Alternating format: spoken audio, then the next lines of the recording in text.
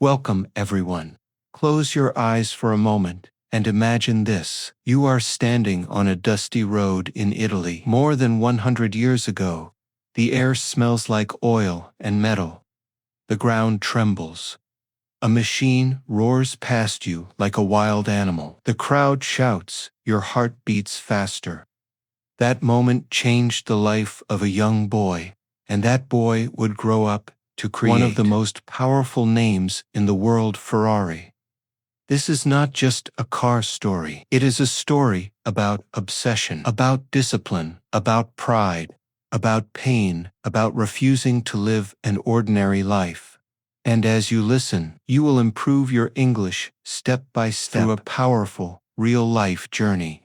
Let us begin at the beginning. In 1898, in the small Italian city of Modena, Enzo Ferrari was born. Italy at that time was not the wealthy, modern country you see today. Life was difficult. Most people worked with their hands. Money was limited. Dreams were often small because survival was more important. Enzo's father owned a small metal workshop. It was not a glamorous business. It was simple, honest work. Enzo grew up around tools, iron, and machines. He saw how metal could be shaped into something useful. He learned early that machines were not magic. They were built piece by piece with patience and skill. As a child, Enzo was quiet but intense. He was not satisfied with average. He had a strong imagination and a stubborn personality. When he was around 10 years old, his father took him to watch a car race in Bologna.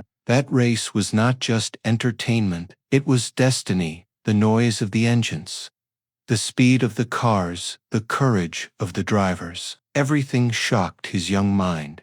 He later said that in that moment he knew his life would be connected to racing forever. But dreams do not protect you from tragedy.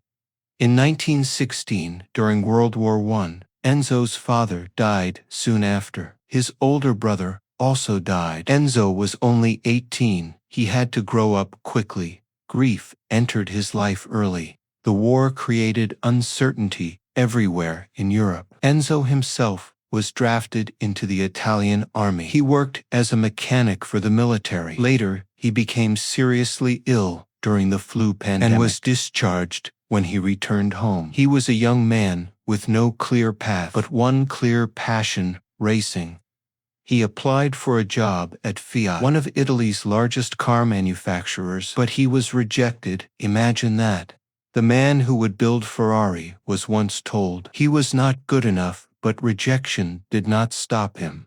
Eventually, he found work with a small company called C and later joined Alfa Romeo in 1920 as a racing driver and test driver at Alfa Romeo. Enzo competed in races across Italy and Europe. He won some competitions, but he was not a legendary driver like some of his competitors. Over time, he realized something important. His true strength was not just driving, it was organizing, it was building, it was leading. In 1929, Enzo founded Scuderia Ferrari, which means Ferrari stable.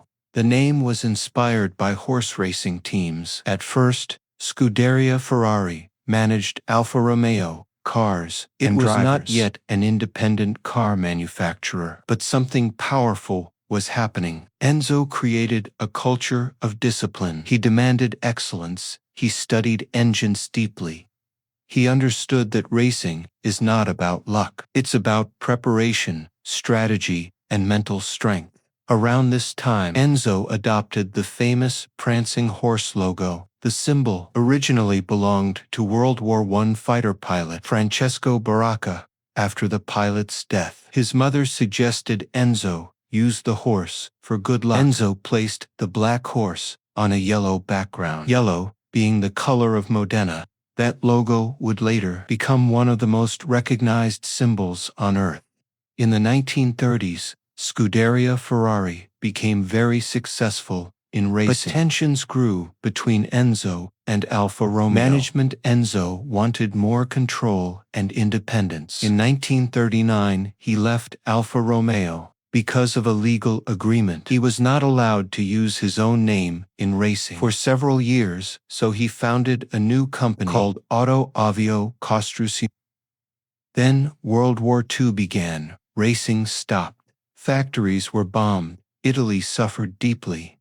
Enzo moved his operations to a small town that would later become sacred ground for Ferrari fans. During the war, the factory produced machine tools rather than race cars. Enzo waited patiently. He did not abandon his dream. He prepared for the future. After the war ended in 1947, he finally created the first official Ferrari car, the Ferrari 125S. It had a 1.5-liter, 12-cylinder engine designed by Joaquim Colombo. Many companies preferred smaller engines, but Enzo believed in high-revving, powerful V12 engines. He wanted something different, something aggressive. The first race ended in failure due to mechanical problems, but soon after the 125 S1 races, Ferrari had officially entered the world. Enzo always said something very important. Road cars existed to fund racing. Racing was his true passion. Business supported competition, not the other way around. In 1950, the first official season of the Formula One World Championship began. Ferrari joined immediately and remains the only team to compete continuously. Since that first season in 1952 and 1953, Ferrari won the championship with Alberto Ascari. Ferrari was now recognized at the highest level of but racing was dangerous. Drivers risked their lives. In the 1950s and 1960s, many Ferrari drivers died in crashes. These tragedies deeply affected Enzo. Yet he believed racing required courage and risk. He rarely showed emotion publicly, but those losses stayed with him. During the 1960s, Ferrari became dominant in endurance racing, especially at the 24 Hours of Le Mans. Ferrari won Le Mans 6 consecutive times. From 1960 to 1965, this was an extraordinary achievement.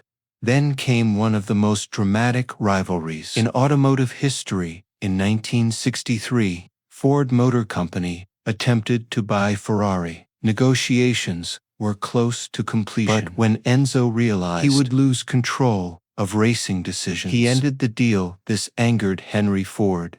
The second, Ford decided to defeat Ferrari at Le Mans at any cost. The result was the development of the Ford GT40. In 1966, Ford defeated Ferrari at Le Mans. It was a painful defeat for Enzo, but Ferrari remained strong in Formula One and other racing categories. In 1969, financial pressure led Enzo to sell 50% of Ferrari to Fiat. This provided stability while allowing Enzo to retain control of racing operations. The 1970s were dramatic. Ferrari experienced both success and crisis. In 1975 and 1977, Ferrari won championships with Niki Lauda.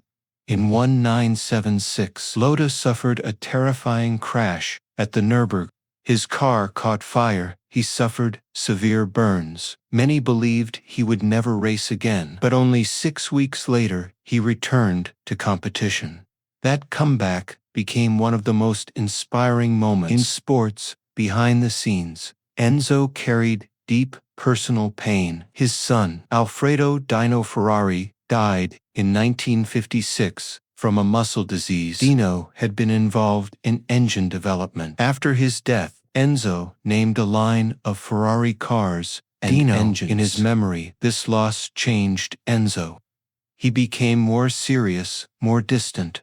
He often wore dark sunglasses and avoided public appearances. Ferrari became not just a company, but a legacy he wanted to leave behind. Enzo Ferrari died in 1988 at age 90. Many questioned whether Ferrari could survive without his founder, but Ferrari became bigger than one man. In 1996, a major change happened. Michael Schumacher joined Ferrari. At that time, Ferrari had not won a championship in many years. With strong leadership, engineering, talent, and teamwork, Ferrari dominated Formula One from 2000 to 2004, winning 5 consecutive driver championships. With Schumacher, this era rebuilt Ferrari's modern dominance. On the road car side, Ferrari produced legendary models like the F40, introduced in 1987 to celebrate Ferrari's 40th anniversary. The F40 was raw, powerful, and minimal. The last model, personally approved by Enzo before his death. Later came models like the Enzo Hypercar in 2002, named in honor of the founder, featuring advanced aerodynamics inspired by Formula One. Ferrari has always limited production. Even today, Ferrari produces far fewer cars than mass manufacturers. This creates exclusivity and protects brand value. In 2015, Ferrari became an independent, publicly traded company, separating from Fiat Chrysler. Despite being listed on stock markets, Ferrari maintained its identity, limited production, high performance, and racing focus. Today, Ferrari is one of the most profitable car companies in the world by margin. Entry-level models often start above $250,000. Limited edition hypercars can cost over $1 million.